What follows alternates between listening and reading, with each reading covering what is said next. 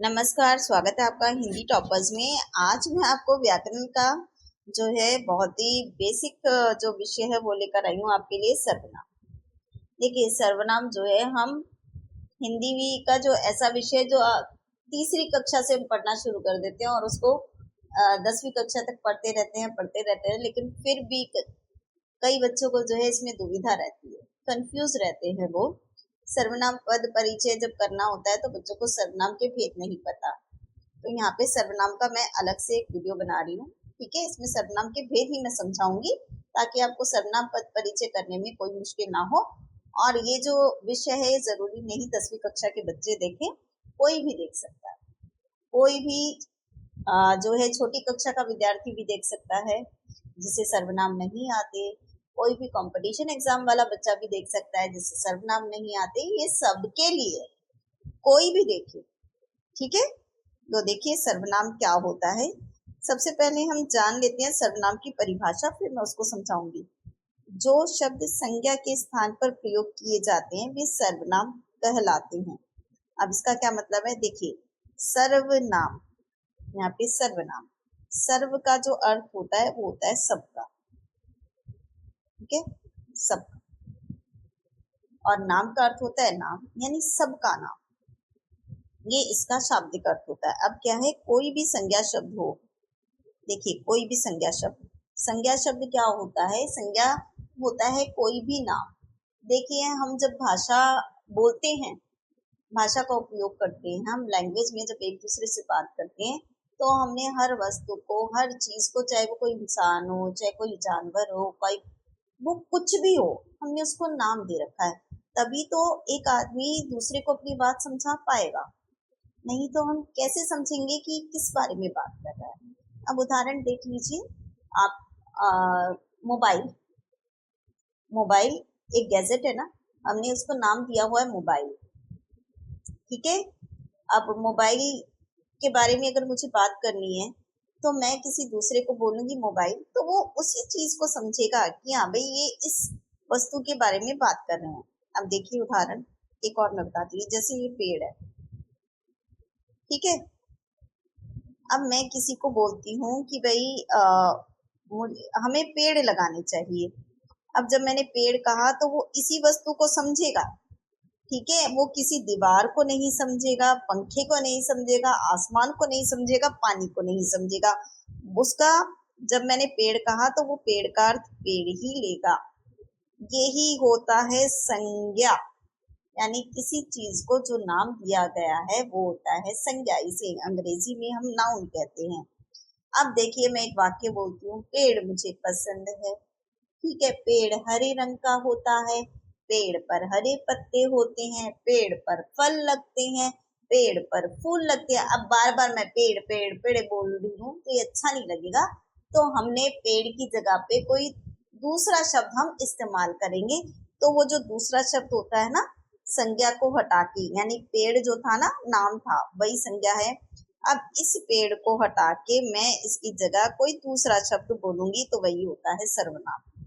जैसे आ, यह एक पेड़ है, इस पर फल लगते हैं, वह हरे रंग का होता है, इस पर हरी पत्तियां लगती है। तो अब मैंने पेड़ ना बोल के वह बोल दिया, इस बोल दिया, तो ये हो गए सर्वनाम शब्द जिन्होंने पेड़ का स्थान ले लिया है। समझ आ गया, यही होता है सर्वनाम। जब हम किसी संज्ञा शब्द को हटा के उसकी जगह कोई दूसरा शब्द इस्तेमाल करते हैं, वो होता है हमारा सर्वनाम। ठीक है, अब सर्वनाम के जो है ना 6 भेद होते हैं। ठीक है, 6 भेद, यानी सर्वनाम के 6 प्रकार होते हैं, 6 भेद होते हैं, वो हम देख लेते हैं। अब ये 6 भेदों के नाम देखिए, पुरुषवाचक सर्वनाम, निश्चयवाचक, अनिश्चयवाचक, संबंधवाचक सर्वनाम, प्रश्नवाचक सर्वनाम, निजवाचक सर्वनाम। अब ये 6 के 6 मैं जल्दी से आपको यहाँ पर समझा देती हूँ। देखिए, पुरुषवाचक सर्वनाम। पुरुषवाचक सर्वनाम ये 3 प्रकार के होते हैं, ये इसके भी 3 भेद होते हैं। अब पुरुषवाचक सर्वनाम क्या होता है, ये जो है किसी व्यक्ति के लिए यूज होंगे, ये याद रखना। ठीक है, किसी व्यक्ति के लिए उपयोग होता है पुरुषवाचक सर्वनाम। पुरुष नाम ना, अब पुरुष में आदमी भी हो सकती है, औरत भी हो सकती है, ये दोनों हो सकती हैं, लेकिन होगा किसी इंसान के लिए। अब पहला इसका जो भेद है वो है उत्तम पुरुष, ठीक है, दूसरा है मध्यम पुरुष और तीसरा है अन्य पुरुष। उत्तम पुरुष में हम अपने लिए जो उपयोग करते हैं ना, जैसे मैं अपने लिए जो भी शब्द इस्तेमाल करूंगी वो सर्वनाम होगा। अपने नाम के स्थान पर मैं, मेरा, इसी के साथ हम भी आ जाएगा, ये बहुवचन हो जाएगा, हमारा हो जाएगा, ये सब उत्तम पुरुष होते हैं, ठीक है। फिर दूसरा है मध्यम पुरुष। मध्यम पुरुष सामने वाले इंसान के लिए जिसके साथ हम बात कर रहे हैं, जो हमारी आंखों के सामने, ठीक है, याद रखिए, जो हमारी आंखों के सामने जिससे हम बात करें वो होता है मध्यम पुरुष। तू, तुम, आप, आपका, ये सब, ठीक है। और अन्य पुरुष, अन्य पुरुष में आएगा वह, वे, यह, ये, जो हमारी आंखों के सामने नहीं है। उस हमें नहीं पता, वो उसका भी कहीं दूर हो सकता है, ये सब आएगा, उसका, इसका, ये सब अन्य पुरुष में आएंगे, ठीक है। ये हो गया पहला। अब दूसरा हमारे पास जो भेद है वो है निश्चयवाचक। इसे हम संकेतवाचक भी बोलते हैं, जनरली इसे निश्चयवाचक सर्वनाम बोला जाता है। निश्चयवाचक सर्वनाम वो होता है जब हम पूरा कॉन्फिडेंस के साथ हम बोलेंगे कि जिसकी बात करेंगे ना वो, देखिए, जो सर्वनाम निकट या दूर की किसी वस्तु की ओर संकेत करे, ठीक है, पास की या किसी दूर की वस्तु की ओर संकेत करे, उसे निश्चयवाचक सर्वनाम करते हैं। यानी पूरा कॉन्फिडेंटली हम बोलते हैं, जैसे यह, वह, ये, वे। देखो अब यहाँ पे एग्जांपल देखते हैं, उदाहरण देखिए, यह मेरी गाड़ी है, गाड़ी खड़ी है और मैंने इशारा करके बोल दिया यह मेरी गाड़ी है, यानी ये वाली ही मेरी गाड़ी है, किसी दूसरे की तरफ नहीं किया है, उसी के बारे में बोल रही हूँ कि ये मेरी गाड़ी है, तो ये हो गया निश्चयवाचक। वह पुस्तक है, एक कोई जो है ऐसे ऐसे कोई पुस्तक पढ़ी है और मैंने कह दिया वह पुस्तक है, पूरा मैं निश्चय के साथ कह रही हूँ वह पुस्तक ही है, कोई और वस्तु नहीं है, तो ये होता है निश्चयवाचक सर्वनाम। अब है अनिश्चयवाचक सर्वनाम। देखिए, अनिश्चयवाचक सर्वनाम जिस सर्वनाम से किसी निश्चित व्यक्ति, पदार्थ या कोई भी वस्तु हो उसका बोध नहीं होता, यानी हम कॉन्फिडेंटली नहीं कह सकते। निश्चयवाचक में तो हमने बड़ी कॉन्फिडेंटली कह दिया यह वह बता के कि ये तो मेरी गाड़ी है, वह पुस्तक है ना, हमने बता दिया। अब देखिए, अब क्या करें, अब इसमें क्या होगा, अनिश्चयवाचक सर्वनाम में पूरी तरह से हम जो है कॉन्फिडेंट नहीं रहेंगे, निश्चय नहीं रहेगा। जैसे बाहर कोई है,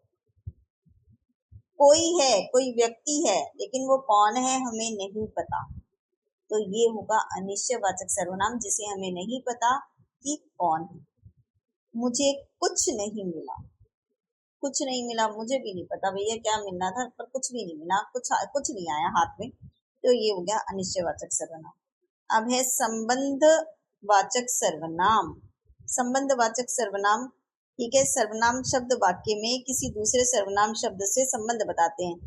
इस संबंधवाचक में दो सर्वनाम शब्द आते हैं, ठीक है, दो आएंगे, एक यहाँ पे, दूसरा यहाँ पे, और दोनों का रिलेशन होगा, संबंध होगा। वो कैसे होगा देखो, इसमें कुछ भी आ सकता है, जैसे यह, वह, जिसने, उसने, जिसका, उसका, जो, सो आदि, इस तरह के शब्द इसमें आते हैं। लेकिन दो सर्वनाम शब्द आएंगे, जैसे देखिए, जो करेगा सो भरेगा, ठीक है, जो और सो किसी व्यक्ति के लिए आए हैं, जो करेगा सो भरेगा, नहीं जिसने किया उसको भरना पड़ेगा, ठीक है, इस तरह के आते हैं। एक और बोलूं, एक और बताती हूँ, जिसकी करनी उसकी भरनी, ये फिर से लिखती हूँ, देखो, जिसकी करनी उसकी भरनी, ठीक है, ऐसे भी हो सकता है। तो इस तरह के जो सर्वनाम होते हैं वो संबंधवाचक कहलाते हैं। अब है प्रश्नवाचक सर्वनाम। प्रश्नवाचक तो बहुत आसान होता है, इसमें तो कोई डाउट ही नहीं होता, इसमें क्या, कौन, कहाँ, कब, कैसे, इस तरह के शब्द आते हैं। वाक्य में प्रयुक्त वह शब्द जिससे किसी व्यक्ति, वस्तु, स्थान के विषय में प्रश्न उत्पन्न हो, ठीक है, क्वेश्चन वाले हो। जैसे कौन आया था, कौन आया था, कोई व्यक्ति आया था, कौन था वो हमें नहीं पता, तो कौन आया था। अब यहाँ पे ना अनिश्चयवाचक मत कर देना, अगर था के आगे प्रश्नवाचक चिन्ह है, क्वेश्चन मार्क है, तो वो प्रश्नवाचक में जाएगा, नहीं है, ठीक है। और अगर इसके साथ प्रश्नवाचक चिन्ह नहीं लगा हुआ, ये मैं इसको हटाने की कोशिश तो कर रही हूँ, हाँ, और अगर पूर्ण विराम हो ऐसे, तो वो अनिश्चयवाचक होगा, नहीं तो वो प्रश्नवाचक होगा। देखिए यहाँ पे प्रश्न सूचक चिन्ह है, तो ये प्रश्नवाचक, अगर इसकी जगह पूर्ण विराम होता, डंडा होता, तो वो अनिश्चयवाचक में भी जा सकता था। वह क्या लाया था, प्रश्न सूचक चिन्ह है, प्रश्नवाचक सर्वनाम है। क्वेश्चन पूछ रहे हैं ना, प्रश्न पूछ रहे हैं, तो प्रश्नवाचक सर्वनाम। अब आगे देखिए निजवाचक सर्वनाम। निज का मतलब होता है अपना, पर्सनल, ठीक है, व्यक्तिगत। तो ऐसे शब्द जो हम अपने खुद के लिए उपयोग करते हैं, ऐसे सर्वनाम शब्द, वह सार्वनामिक शब्द जो स्वयं के लिए यानी खुद के लिए प्रयोग हम करते हैं, उसको निजवाचक बोलते हैं। निज का मतलब ही अपना होता है, इसमें आते हैं अपने आप, स्वयं, खुद, इस तरह के शब्द आएंगे। ये देखिए अपने आप भी तो मैं अपने लिए उपयोग करूंगी, स्वयं, खुद, ये ऐसे सर्वनाम शब्द हैं जो व्यक्ति अपने खुद के लिए, अपने निज के लिए, अपने व्यक्तिगत, अपने खुद के व्यक्तित्व के लिए उपयोग करता है, वो होते हैं। अब उदाहरण देखिए, मैं अपना कार्य स्वयं करता हूँ, ठीक है, मैं अपना कार्य खुद करता हूँ, मैं अपना कार्य अपने आप करता हूँ, मैं अपना कार्य स्वयं करता हूँ, तो होगा निजवाचक सर्वनाम। मेरी माता भोजन अपने आप बनाती है, इस, ठीक है, निजवाचक में बहुत यही आते हैं। अगर आपको नहीं भी समझ में आता, तो जहाँ अपने आप हो, स्वयं हो, खुद हो, वहाँ निजवाचक सर्वनाम होता है। मुझे लगता है आपको सर्वनाम जो है समझ में आ गए होंगे कि वो क्या होते हैं। और आपको ये वीडियो अच्छा लगा हो तो इस चैनल को सब्सक्राइब कर लीजिए, वीडियो को लाइक कीजिए, कमेंट करके मुझे बताइए कि आपको और कौन कौन से विषयों की कक्षाएं चाहिए, तो मैं नेक्स्ट वीडियो उन्हीं विषय पर बनाने की कोशिश करूंगी।